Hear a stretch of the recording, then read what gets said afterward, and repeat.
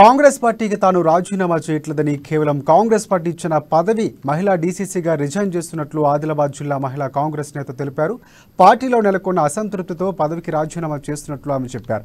లంబాడీలకు పార్టీలో అన్యాయం జరుగుతుందని, ఆ విషయం అధిష్టానం దృష్టికి తీసుకువెళ్లనే ఉద్దేశంతోనే పదవికి రాజీనామా చేస్తున్నట్లు వెల్లడించారు.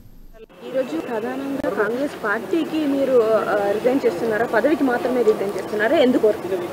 లేదండి, కాంగ్రెస్ పార్టీకి నేనేం రిజైన్ చేయట్లేదు. ఓన్లీ మహిళా డీసీసీగా నేను ఉన్నాను. ఆ పదవికి నేను రిజైన్ చేస్తున్నాను.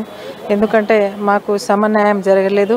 ఉమ్మడి జిల్లాలోనే లంబాడలకు దూరం పెట్టేసి ఒక్క గోండు సామాజిక వర్గానికి ఎంకరేజ్ చేస్తూ నిన్నగాక అంటే 3 months అయింది. ఆసిఫాబాద్ జిల్లాలో ఆమెకి జనరల్ సెక్రటరీగా నియమించడం జరిగింది. మా దగ్గర కూడా ఉట్నూరు మండలంలో విడమబొజ్జు అనే అబ్బాయి, ఆయన కూడా ఇంద్రవెల్లి సభలో జాయిన్ అయ్యాడు. అతనికి జనరల్ సెక్రటరీ ఇవ్వడం జరిగింది.